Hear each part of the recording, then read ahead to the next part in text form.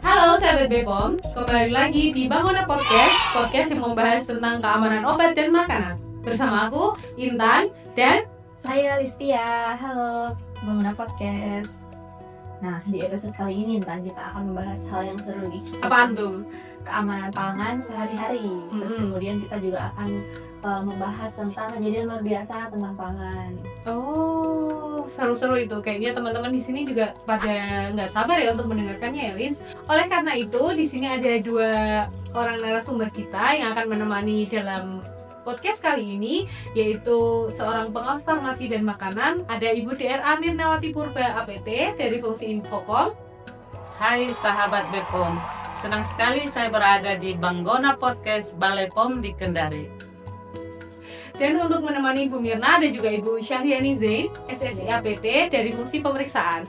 Halo sahabat Bepom, halo Mbak Listia, Mbak Intan, terima kasih sudah diundang untuk hadir di sini di Banggona Podcast Balai POM Kendari. Oke, kita masuk ke topik yang pertama, yaitu tentang keamanan pangan kita sehari-hari ya Ibu. Pertanyaan saya ini dari ke Bu Mirna ya, sebagai pengawas farmasi dan makanan yang sudah terjun langsung ke lapangan untuk mengedukasi masyarakat tentang keamanan pangan. Menurut Ibu Mirna, apa sih definisi keamanan pangan itu? Silakan. Iya, begini ya Bu Listia ya. Tentunya kita itu selalu ada dasar hukum ya dalam melakukan setiap kegiatan. Jadi keamanan pangan ini tercantum di dalam Undang-Undang tentang Pangan Nomor 18 Tahun 2012. Di situ dikatakan bahwa keamanan pangan itu adalah suatu kondisi dan upaya yang diperlukan supaya pangan itu terhindar dari 3 cemaran. Yang pertama cemaran biologis, kemudian cemaran kimia, dan cemaran fisik. Nah, ini diperlukan supaya tidak mengganggu, merugikan, atau membahayakan kesehatan masyarakat, serta yang perlu juga tidak bertentangan dengan agama, keyakinan, dan budaya masyarakat, sehingga makanan itu dikatakan aman Dan layak konsumsi ya. layak dikonsumsi. Betul. Kemudian Bu, saya rasa ini teman-teman juga sangat awam ya, sangat menurut saya tuh kayak mungkin mereka belum paham juga untuk cemaran biologi, cemaran fisik, sama cemaran kimia ini tuh sebenarnya apa sih dan apa perbedaan dari masing-masing cemaran ini? Boleh Bu dijawab? Ya, baik Bu. Cemaran itu tadi ada 3. Yang pertama adalah cemaran biologis. Ini maksudnya supaya pangan itu dihindarkan dari bahan-bahan yang mengandung mikroorganisme. Contohnya ada bakteri, ada virus, ada jamur yang dapat membahayakan kesehatan. Kemudian kalau cemaran kimia, ini makanan itu harus aman dari bahan-bahan kimia yang dapat membahayakan kesehatan. Contohnya misalnya bahan-bahan beracun ya, atau pestisida ya. Kemudian ada juga bahan tambahan pangan memang diizinkan, tetapi dosisnya melebihi ketentuan yang ditetapkan. Nah, yang ketiga tadi ada cemaran fisik. Nah, ini secara umum contohnya ada rambut. Ini kan menandakan tidak bersih juga ya, itu makanan. Kurang higienis. Ada juga biasa kerikil atau batu, bahkan staples ya bisa jadi itu masuk di dalam makanan. Dan ada yang lain-lainnya yang berupa fisik yang dapat mengganggu kita makan dan juga dapat menyebabkan sakit. Demikian Mbak Intan. Kemudian Bu, untuk cemaran-cemaran itu tuh munculnya pada saat kapan sih pada di pangan Bu? Apa tiba-tiba muncul atau ada faktor lain yang menyebabkan cemaran-cemaran itu muncul Bu? Iya. Kita tahu proses pengolahan pangan itu kan panjang ya Mbak ya. Yeah. Jadi istilahnya from farm to table.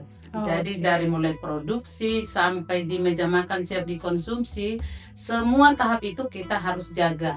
Iya. Karena ketiga cemaran ini bisa saja masuk di dalam setiap tahap tadi ya. Jadi mulai bahan bakunya harus diperhatikan keamanannya, kebersihannya, cemaran-cemaran fisiknya harus diperhatikan. Kemudian di dalam pengolahannya juga, itu juga harus diperhatikan. Termasuk juga dalam mengolah itu SDM-nya juga harus sehat. Jangan sampai SDM ini yang mencemari pangan yang dibuat.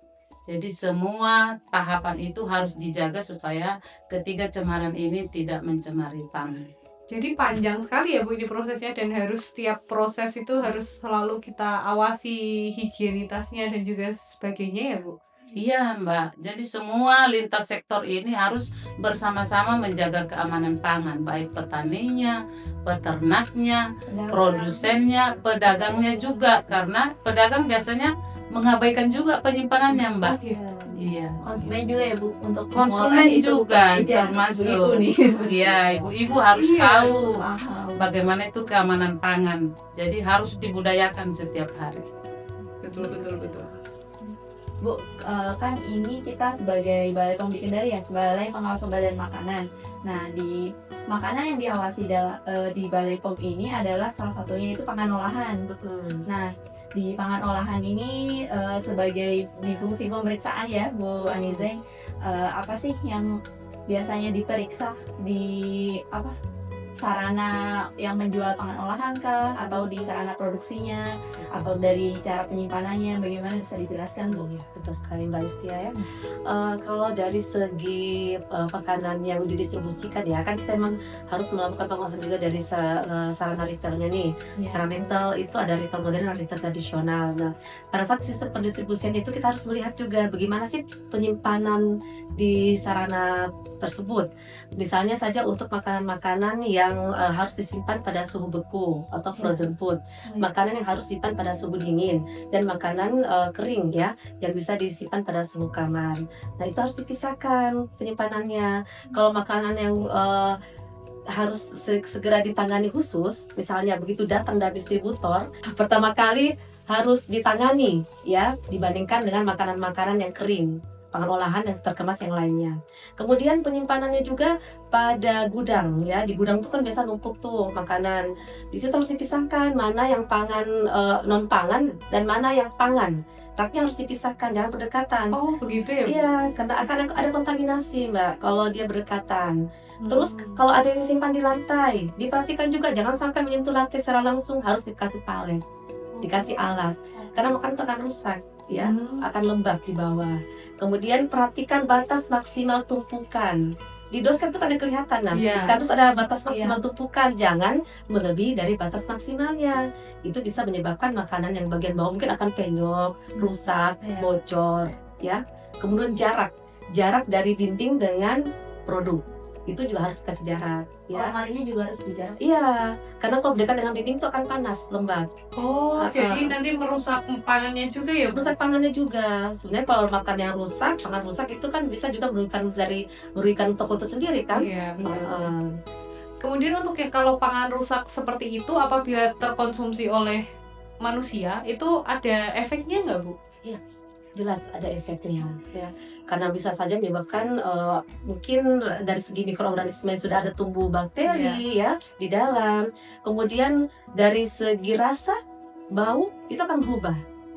Iya. Jadi penting sekali ya kita harus membaca label pada kemasan pangan ya Bu. Betul. Kita mengetahui penyimpanan yang benar, terus cara mengolahnya juga yang harus benar juga. Penyimpanannya juga yang harusnya di freezer ya kita taruh di freezer begitu kan ya Bu? Sampai kalau dia disimpan pada suhu kamar ya kan bisa mencair tuh. Iya. Nah, itu bisa menyebabkan tumbuhnya mikroorganisme di situ. Ini masih dari sisi di pedagang ya Bu. Kalau sebagai konsumen ya Bu, apakah ada langkah sederhana yang bisa kita lakukan agar makanan yang sudah kita belanjakan ini tetap aman hingga penyajiannya di dapur? Ya. Kan jelasnya kalau kita pulang dari sarana habis dari belanja kan sehari-hari ya, pangan itu kan langsung kita bawa ke rumah, simpan di tempat yang sesuai ya. Kalau kita sih, kalau kami selaku ibu-ibu juga ya, kami kan banyak nih ibu-ibu di kantor nih. Yang pertama ini harus kita amankan nih produk-produk yang beku, itu harus segera dimasukkan ke kulkas. Kemudian kalau mungkin untuk makan makanan yang masih mentah itu dicuci dulu ya. Jangan langsung dimasukkan ke kulkas atau bagaimana. Kemudian untuk makan-makan yang kering bisa disimpan di rak ya, sesuai dengan tempatnya, mana yang pangan, mana yang non pangan. Iya, seperti saja mungkin yang prinsip yang sangat dasar ya. Berarti untuk penyimpanan konsumen sendiri untuk bahan pangan sama non pangan itu dipisah ya Bu, dipisah tempatnya ya, jangan sampai sama ya. Apalagi mungkin nanti kalau umpamanya di sini ada yang membeli produk-produk yang refill ya, itu kan biasa menyimpannya tuh di wadah-wadah yang bekas air mineral tuh, yang nggak ada tulisannya ya. Iya. Silakan dikasih identitas supaya nanti Di nggak- label, Di ya Bu, label. supaya tidak tertukar ya. Iya. Jangan lupa label kadaluarsanya juga. Cek. Berarti termasuk kantong yang dibawa dari sarana pembelian ya Bu, kayak Iya. supermarket gitu, berarti kantongnya juga Harus terpisah. Oh. Kalau sekarang sih kayaknya Bu Mirna kan kayak di toko-toko itu sudah tahu ya. Biasa mereka tuh sudah memisahkan nih makanan yang mana makanan sama non pangan sudah Iya. mereka sudah pisahkan. Oh. Sudah mereka kayak sudah teredukasi sih, sudah paham. Kalau modern ya. Kemudian itu sudah paham. Kalaupun mungkin biasa-biasa di sarana retail yang mungkin yang lain dia tidak paham seperti itu, bisa kita sampaikan. Kita kan sebagai pembeli bisa mengingatkan ya, Bu tolong dong dipisahkan nih. Ini kan non pangan nih, jangan disatukan sama yang pangan ya. Seperti itu. Kemudian Bu, itu tadi kan sudah dijelaskan oleh Bu Ani ya Bu mengenai proses penyimpanan untuk pangan segarnya ya. Kalau untuk teman-teman nih, teman-teman penonton setiap pengguna podcast mau memasak, mau mengolah itu bahan-bahan makanannya, kemudian udah jadi pangan siap saji, itu bagaimana cara penyimpanannya ya Bu? Apakah ada cara atau trik-trik khusus? Oh, ya, perlu juga diketahui oleh sahabat Bepom, kalau kita selesai mengolah makanan, artinya sudah siap saji, makanan itu kita harus perhatikan waktu penyimpanannya. Jadi tidak boleh lebih dari 2 jam. Karena diperhitungkan lebih dari 2 jam itu mikroba akan bertumbuh. Karena makanan akan tumbuh bakteri jika dia berada di suhu kamar misalnya ya. Sebenarnya ada daerah danger zone ya. Jadi mulai 5 derajat sampai 60 derajat Celcius. Danger Itu dikatakan danger zone, daerah berbahaya, artinya bukan berbahaya untuk kita ya. Di situ adalah suhu di mana pertumbuhan bakteri itu sangat cepat. Makanya nggak boleh disimpan lebih dari 2 jam. Jadi kalau kita udah siapkan makanan ini misalnya kita akan konsumsi misalnya pagi dimasak untuk siang lebih dari 2 jam, sebaiknya kita simpan di dalam kulkas. Kemudian sebelum dikonsumsi kita Hangatkan hangatkan lagi. kembali. Demikian. Oh begitu. Jadi untuk teman-teman yang udah berniat untuk menyimpan makanannya, kan Apalagi anak kos ya. iya biasanya kan anak Masak kos sekali. masak sekali buat Untuk sampai sehari sebulan, kan. itu berarti disimpannya di kulkas ya kalau nggak nah Bu, untuk memanaskannya sendiri tuh harus sampai mendidih kah atau yang penting panas aja nggak apa-apa itu gimana? Nah, dalam memanaskan ini juga sahabat Bepom sering ada kesalahan karena prinsip penting hangat. Iya. Itu nggak boleh. Jadi kita harus pastikan panasnya itu, suhunya itu di atas 60 derajat itu tadi. Jadi suhu pertumbuhan bakteri itu yang kita jaga ya, supaya tidak bertumbuh. Karena kalau hanya hangat saja, dia semakin cepat bertumbuhnya. Jadi semakin tidak aman itu makanan. Jadi diusahakan sampai mendidih. Dan juga mungkin ini pada saat dihangatkan sambil diaduk-aduk Bu. Ya, Biar supaya merata. Kan biasanya tuh di bawah aja tuh yang panas, di atas nggak panas. Iya, di Ada atas masih masih dingin ya. Ya. biar rata suhunya. Oh gitu. Nah, jadi untuk jenis makanan, apakah ada Bu makanan yang lebih berisiko dibandingkan dengan makanan yang lain? Bu Mira dulu deh. Ya. Kalau soal risiko ya semua makanan itu berisiko. Tapi ada makanan yang memang membutuhkan perhatian lebih dari yang lain. Contohnya makanan yang mengandung protein tinggi ya, susu, ikan, daging, telur. Ini perlakuannya harus lebih ya, harus diperhatikan karena produk-produk ini adalah produk yang paling disukai oleh mikroorganisme. Mikroorganisme. Iya. Mikroorganisme tuh suka banget sama protein. Iya. Karena protein sama dengan makhluk hidup juga Iya. seperti manusia butuh protein untuk pertumbuhannya.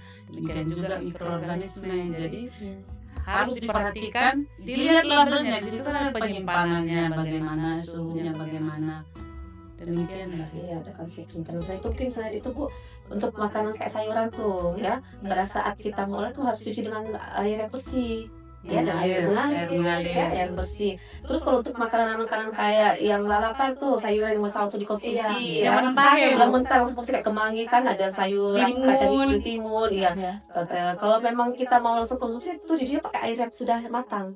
Oh, Air dicuci matang. pakai air Iya, matang. setelah Iya. dicuci bersih, dibilas kembali dengan air matang. Ah, Karena ini sudah siap dikonsumsi ya, tidak diolah lagi. oh, iya. Nah Bu, ini kan kita sudah membahas mengenai keamanan sejauh ini ya Bu, mulai dari petaninya hingga disajikan. Itu kalau misal ada suatu kelalaian yang tidak disengaja dan kita juga nggak tahu, itu gimana ya? Apakah hal ini dapat menyebabkan keracunan pada pangan tersebut? Atau bagaimana?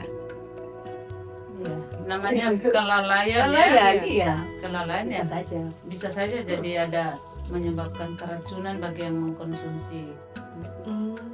Bisa disebut sebagai kejadian luar biasa atau keracunan biasa Bu? Nah, mungkin ada bedanya Mbak ya. Kalau keracunan biasa bisa pribadi. Tapi yang dikatakan KLB itu adalah apabila 2 orang atau lebih ya yang mengkonsumsi produk yang sama, bisa dalam waktu bersamaan, bisa juga tidak bersamaan, tapi gejalanya itu mulai dari mual, muntah, diare, pusing dan lain sebagainya, ya bisa demam. Nah, itu yang disebut dengan kejadian luar biasa. Gitu. Nah, lanjut lagi dari kejadian luar biasa. Kalau dari Bu Ani, bagaimana kita menangani kalau misal ada kejadian luar biasa ini? Oh iya, kan pemerintah daerah itu sudah memiliki namanya tim gerak cepat ya. Tim gerak cepat ini di mana salah satunya itu ada Badan POM di situ di dalamnya. Nah, pada saat terjadi KLB seperti itu biasa sih tim surveillance dari Dinas Kesehatan itu biasa mengambil sampel, mengamankan sampel yang ada di TKP. Nah, setelah sampel diamankan ya, dibawalah ke Balai POM di Kendari. Di sini ya biasa kita uji, dimasukkan ke dalam laboratorium pengujian untuk dilakukan penelitian lebih lanjut nih untuk mengetahui apa sih penyebabnya. Ya, di situ nanti kalau setelah dilakukan pengujian baru mungkin kita bisa memastikan bahwa ternyata dia keracunan KLB-nya karena ini atau karena yang itu. Kalau biasanya karena apa Bu penyebabnya ini? Bisa saja adanya cemaran mikroorganisme atau cemaran dari kimia, Iya. cemaran logam berat, itu bisa saja. Oh, berarti bisa juga dari hal-hal yang kita juga nggak tahu ya Bu. Iya. Makanya itu diuji di laboratorium supaya kita mengetahui penyebab KLB itu apa. Maksudnya apa yang menyebabkan KLB itu terjadi. Tidak terjadi. Berarti tidak selalu penyebabnya itu bahan kimia ya, bisa dari organisme juga. Iya, mikroorganisme. Nah, lebih banyak itu dari mikroorganisme Mikroorganisme Mbak Listia ya. Oh, Karena ini biasanya kebersihan kurang diperhatikan. Apalagi budaya kita kalau ada acara kan banyak Iya. membantu.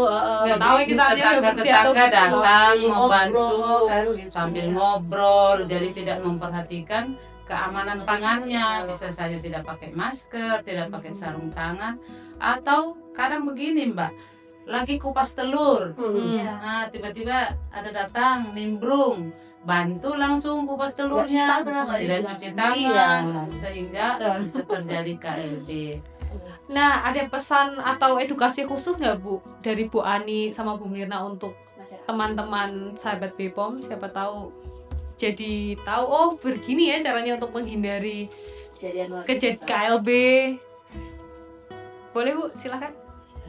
Untuk menghindari KLB, tentunya yang pertama diperhatikan adalah bahan bakunya ya. Bahan baku harus dipilih benar-benar yang memenuhi persyaratan. Contohnya kalau beli ikan, Ya. perhatikan insangnya. Jadi pastikan ikan itu segar. Demikian juga daging, demikian juga ayam ya, yang sering juga ya buat ya, ayam yang menyebabkan KLB ya, karena Ada busuk. penyimpanannya. Oh, gimana? Ya dari pasar biasa kan beli pagi, Iya, diolahnya sore, nggak Nah. ditaruh kulkas. di suhu ruangan ya, akhirnya kuman banyak ya, dan dimasak juga masih kurang sempurna begitu.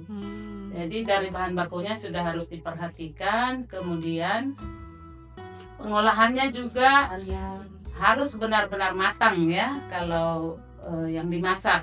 Kalau yang segar tadi seperti ya timun, dicuci bersih, kemudian dibilas dengan air matang. Kemudian tidak kalah penting adalah penyimpanannya. Benar-benar kebersihannya itu harus diperhatikan, dan suhunya juga harus diperhatikan. Dan biasanya juga penutupnya itu kurang ya. Kita lihat biasa terbuka-terbuka. Jadi serangga-serangga bisa menghinggapi. Jadi itu hal-hal yang perlu diperhatikan untuk pangan siap saji. Lain lagi kalau pangan yang kemasan ya, itu ceklik ya. Kalau Badan POM lambangnya seperti demikian, ceklik. Jadi KLIK. Cek kemasannya apakah dalam keadaan utuh, tidak sobek, tidak penyok ya, kemudian tidak rusak, kemudian tidak berkarat. Kalian kan biasa tuh makanan kaleng nggak ada debunya. Apalagi kadang di diskon ya Bu yang kayak gitu biasa ya. kan kita nih kalau ke sarana tuh lihat ini ya, tetap tuh yang dilihat pertama apa promonya atau Apalagi ibu-ibu ya, harga yang lebih murah. Iya. Wah, Tadi cek kemasannya baik. kemudian labelnya tuh lihat labelnya ada identitasnya di situ. Nah, jelas nah kategori pangannya, jenis pangannya apa di situ, bagaimana penyimpanannya di situ ya. Ada informasi tuh Bu di label. Iya. Ya, produsen itu pabrik itu membuat label sedemikian ya, ke lengkapnya informasi itu tolong dibaca. Jangan disia-siakan. Jarang Bu. Iya, jarang kan?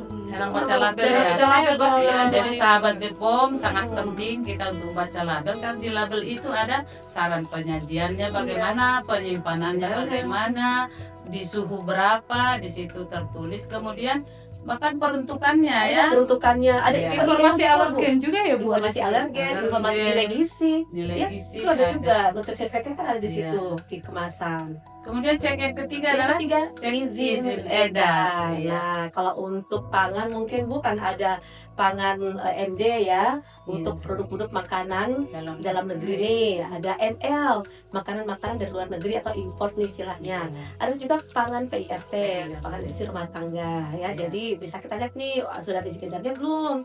Ada MD, ML atau PIRT-nya ya. Kalau makanan-makanan yang harus memang wajib memiliki izin edar itu kan harusnya yang tahan di atas 7 hari. Itu wajib ada izin edarnya. Ya itu harus perhatikan ya teman-teman pengguna ya. Nah, kemudian yang terakhir Yang terakhir cek kedaluarsanya. Nah, umumnya sahabat BPOM sudah tahu itu Bu, hanya Iya. cek kadaluarsanya. Yang 3 itu Ini tadi biasa lewat. lupa. Iya. Iya. Ada. Padahal 3-tiganya juga perlu. Jadi kadaluarsa tentunya sahabat Bangono sudah mengetahui ya. Ini tanggal kadaluarsa itu adalah tanggal merupakan batas sampai di mana produk tersebut dinyatakan aman oleh produsennya. Jadi yang tahu amannya itu sampai kapan adalah pembuatnya. Jadi jangan kita coba-coba kira-kira ini masih bisa. Oh, katanya ini tiga bulan masih bisa. Sayang. Kalau dilihat kemasannya masih bagus. Nah, kemasannya masih utuh. Padahal udah lewat sebulan gitu. Kayaknya masih baik. Jadi pesan-pesan kita ya kepada sahabat BPOM supaya tidak sekali-sekali mencoba mengkonsumsi makanan yang sudah kadaluarsa. Iya. Wah, terima kasih ya Bu atas edukasinya kepada sahabat-sahabat BPOM ini. Ya, tipsnya pasti langsung bisa diaplikasikan oleh sahabat BPOM semua. Iya. Kemudian Bu, ada sumber cemaran tertentu nggak yang menyebabkan pangan itu tidak layak konsumsi? Kan tadi ada 3 cemaran tuh, dari masing-masing 3 cemaran itu ada yang sering ditemuin nggak? Sering. Ya. Kalau Tadi di rumah iya. apa ya Bu Apa? ya? Rambut kali. Ya, pada saat kan kalau masak Cemaran tuh, fisik. rambutnya diikat. Pakai rambut juga itu ya, Bu? Boleh diikat kan. Apalagi kan mungkin banyak yang sering gugur ya rambutnya, Iya. Bu. Kemudian itu staples ya. Staples. Fisik yang kita dapat lihat sehari-hari kan fisik ya. Kalau kimia dengan biologis ini harus hasil uji laboratorium. Paling kalau yang biologi itu paling kelihatannya ya Bu, kalau dia sudah mulai berjamur kan ya, kayak roti-roti kan Iya. itu Iya. sudah mulai berjamur, terus Atau mungkin basi. makanan yang berlendir ya, Lendir. kelihatan tuh dia berlendir. Oh iya, Iya. mau tanya nih, misal roti berjamur ya. Iya. Jadi yang sisi sebelah kanan yang kiri belum berjamur, boleh nggak Mbak? Kesisikan ya. Iya, Iya. boleh nggak? Saya nih Sepertinya pengalaman ini Bu Listiani. Kayaknya ada pertanyaan Iya. dari masyarakat seperti itu. Ya takut rugi ya. Iya. Padahal sebenarnya produk yang sudah ditumbuhi jamur walau sebelah kelihatannya, tapi semuanya itu sebenarnya udah tidak aman untuk Itu dikonsumsi. sudah jadi media pertumbuhan jamur. Iya. Bukannya tidak kelihatannya jual kasat mata ya Bu di sebelah Iya. sini. Iya. Itu sudah kalau ada tetangganya udah kena pasti sini itu Iya, udah ada Iya, udah kena juga. sporanya Sporanya, ya ya. sudah menyebar. Oke, untuk Bu Anizem, kalau untuk mikroorganisme ini kan tumbuh secara langsung ya, Ya, betul. secara alamiah begitu, didukung dengan lingkungan untuk pertumbuhannya. Nah, untuk bahan kimia sendiri, bahan kimia yang berbahaya pada makanan. Nah, ini kenapa sih bisa ditemukan di makanannya? Iya. Ditambahkannya itu di mana gitu? Oh iya, bahan kimia yang berbahaya. Iya, bahan kimia yang Iya, berbahaya. karena kan biasanya produsen ingin memperpanjang usianya atau memperindah teksturnya, ya. Dia itu biasa menggunakan bahan-bahan yang berbahaya yang sebenarnya tidak boleh ada di makanan. Misalnya itu adanya formalin, ya. Formalin kan itu banget untuk mayat, Iya. ya.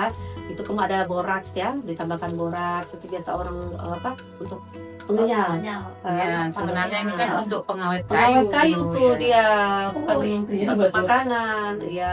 Kemudian warna-warna untuk makanan yang dikhususkan buat anak-anak nih, ya. Ada warna rodamin B, kan padahal itu kan warna tekstil. Hanya warnanya dia ngejreng kan Bumir. Ya, Iya, anak benar, perhatian. Anak-anak langsung Pingin. suka ya Bu, Lihat tertarik pink, ya. Ya, Betul. itu kan nggak boleh, Bu. Kemudian metanil yellow, Ya, warna itu kuning. warna kuning itu biasa kan digunakan pada cat, itu nggak boleh juga. Mungkin dengan penambahan sedikit itu bisa langsung merubah warna pada makanan. Kuning Padahal banget gitu ya Bu. banget, itu kan nggak boleh, itu bahan berbahaya yang tidak boleh Tambah. ditambahkan ke dalam makanan. Iya. Iya. Bagus nih Bu, misal harusnya produsen tahu kan ini. Nah, di Balai POM itu ada nggak sih Bu program yang untuk mengedukasi produsen kah atau pedagang supaya tidak menggunakan bahan-bahan yang Berbahaya berbahaya tadi. Iya, betul. Iya. Dari Bu Mirna.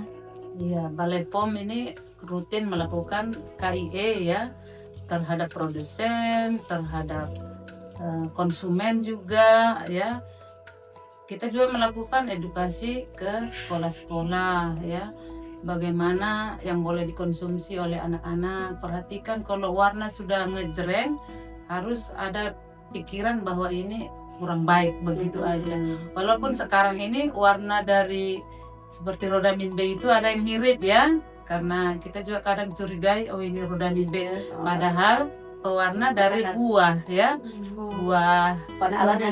Buah naga. kan Oh, ya. iya. Jadi karena rodamin B mirip-mirip juga warnanya ya dengan Iya. buah naga. Jadi edukasi ini terus dilakukan kepada masyarakat supaya masyarakat itu dapat melindungi dirinya ya. Yang pertama-tama harus dia yang tahu makanan apa yang bisa dia konsumsi.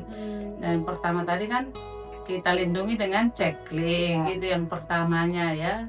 Dan produsen ini memang harus diberitahu. Selain kami mengedukasi, pemeriksaan juga turun melakukan pengawasan ke sarana.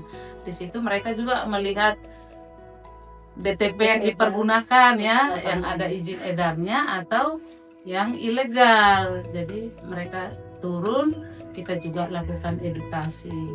Jadi supaya produk yang dihasilkan itu adalah produk yang aman untuk dikonsumsi. Terus sekali kan kalau dari segi edukasi udah nih ya. Kalau kami juga biasa melakukan ini untuk pelaku usahanya, ya di sarana produksinya, mulai dari penyiapan bahan bakunya, ya spesifikasi bahan baku yang digunakan seperti apa, kemudian persiapan sarana prasarananya seperti apa, kemudian hygiene sanitasi personilnya yang melakukan produksi itu juga harus diperhatikan. Kemudian setelah dari produksi ke distributornya juga ya, ke sana retailnya itu juga kita lakukan pengawasan. Ada pengawasan namanya pengawasan post market ya Bu. Iya. Terus jadi konsumen juga diedukasi oleh Bu Mirna. Ya. Jadi paket lengkap ya. Paket lengkap. Dari hulu Langsung sampai menyebut hilir. bola ke ini ya Bu, ke pedagangnya Ya. dan konsumen. Pedagang juga diedukasi. Iya, Kita semuanya. sampaikan juga checklist supaya mereka juga menyediakan pangan yang sesuai, yang aman ya. Karena dia juga sebelum diedarkan sudah lakukan checklist juga. Jadi lebih berlapis lagi begitu keamanannya. Saya mau nanya ini sama Bu Mirna, sejauh ini sudah mengedukasi pedagang-pedagang dan konsumen-konsumen di pasar daerah mana saja Bu? Ya, sebenarnya di pasar-pasar itu sudah kita lakukan seluruh kabupaten kota yang ada di Sulawesi Tenggara, tapi belum semua pasar karena terbatasnya juga anggaran ya. Jadi ada pasar-pasar tertentu yang sudah dilakukan edukasi. Jadi kepada komunitas pasar, jadi pengelola pasarnya, Oh. pedagangnya, dan termasuk juga konsumen yang datang membeli di pasar itu diedukasi. Jadi terpapar semua ya Bu.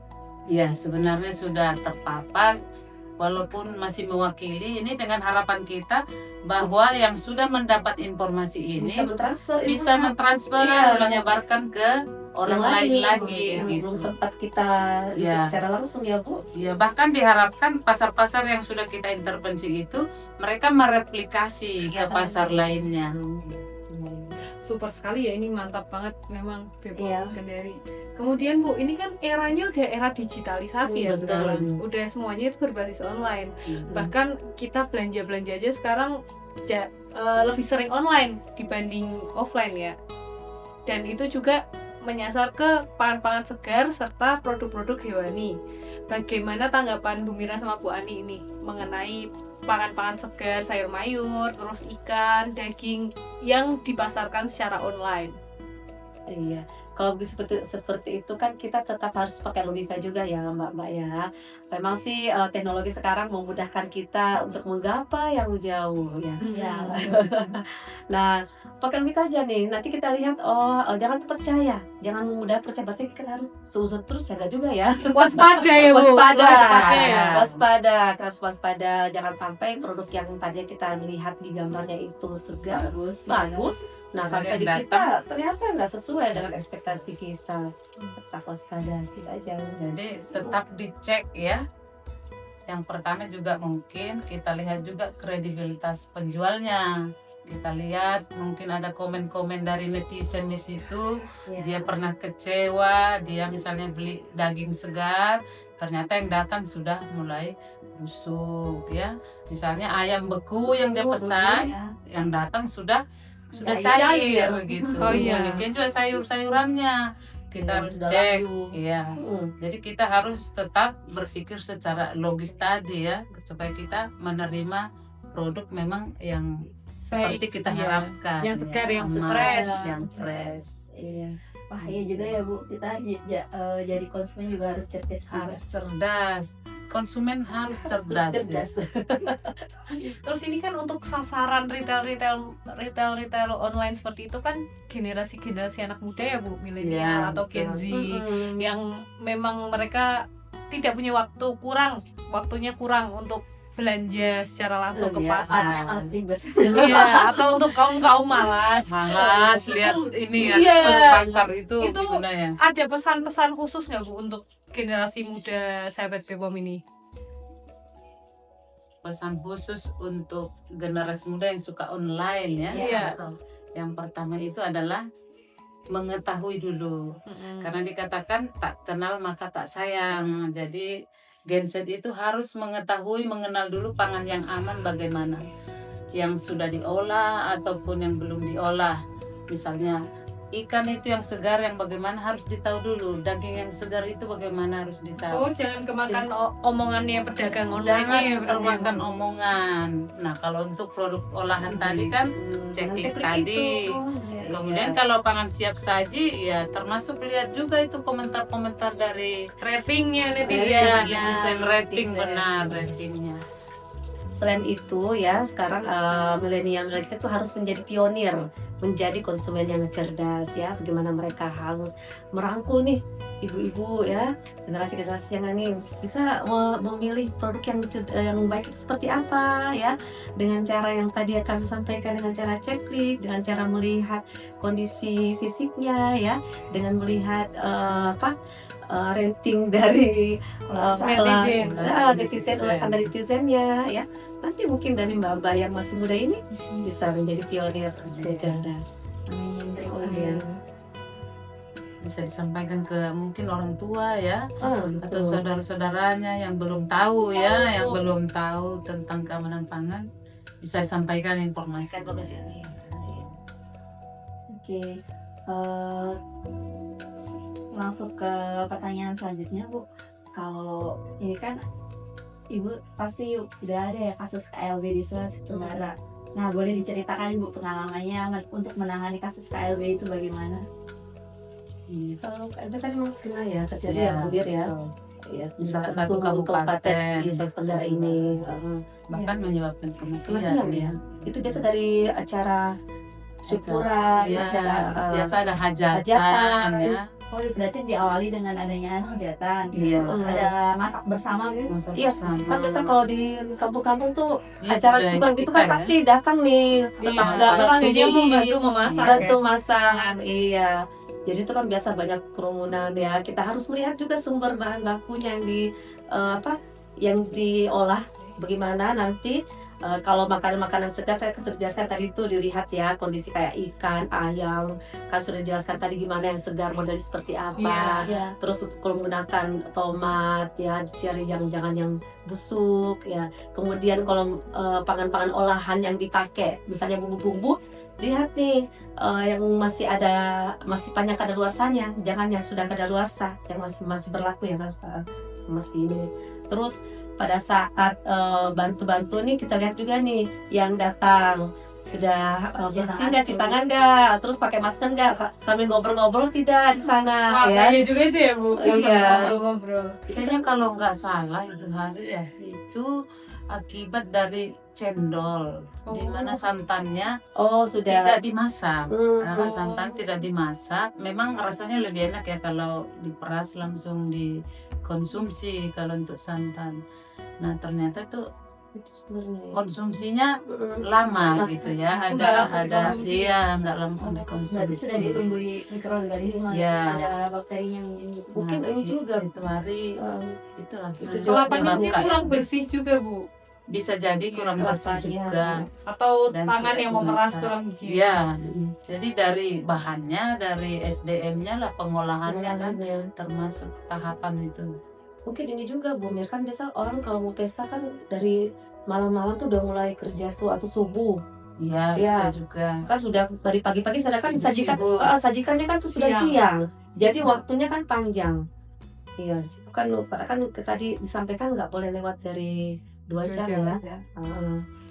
Kalau untuk pasien yang mengalami KLB tentunya medis ya yang langsung Angadi. menangani supaya tidak lebih jauh lagi akibat dari KLB ini. Kemudian kalau ada kejadian KLB begitu Bu, apa tindakan yang dilakukan oleh Balai POM Kendari Bu? Ya seperti tadi yang kami sampaikan kan yang tadi di tim gerak cepat itu ya. Oh iya. Kami kan salah satunya ada di Badan Di POM kan ada di dalamnya. dalam situ tuh. Iya. Jadi pada saat produknya sudah diamankan oleh tim surveillance dari Dinas Kesehatan dan sudah ada informasi KLB, itu dibawalah ke Balai POM Kendari. Itu akan dimasukkan ke laboratorium, diterima oleh tim penerima sampel, dimasukkan ke laboratorium untuk dilakukan pengujian lebih lanjut untuk mengetahui sumbernya apa nih, Penyebabnya. penyebabnya apa. Jika sudah diketahui Bu penyebabnya, nah itu hasilnya diserahkan ke mana? Disampaikan kembali Sampai kembali ke Dinas Kesehatan ya. kesehatan yang membawa sampel Oh, tersebut. jadi untuk tindak lanjut selanjutnya dari Dinas Kesehatan ya Bu. Iya. Nah, selanjutnya Balai POM di Kendari akan membuat rencana melakukan KIE di daerah-daerah KLB. Dan ini sudah dilaksanakan. Di situ lakukan edukasi kepada masyarakat bagaimana mempersiapkan makanan yang aman, khususnya pada saat ada hajatan ya, supaya masyarakat setempat mengetahui dan tidak ada lagi KLB berikutnya. Demikian. Gitu. Iya. Iya. Gak kerasa ya obrolan podcast kita kali ini ya. Makasih banyak untuk Ibu Mirnawati Purba dan Ibu Syafriani Makasih. atas sharing-sharingnya. Iya. Banyak sekali insight yang kami dapatkan bahwa keamanan pangan adalah kunci awal untuk mencegah terjadinya keracunan ataupun KLB dari efek makanan yang tidak layak konsumsi. Semoga sahabat Bepom semakin sadar akan keamanan pangan dan juga memperhatikan pangan yang akan dikonsumsi sehari-hari. Karena lebih baik mencegah daripada mengobati. Sahabat Bepom, mari kita budayakan konsumsi pangan yang aman. Dan jangan lupa cek klik serta terapkan prinsip keamanan pangan. Pangan aman bersama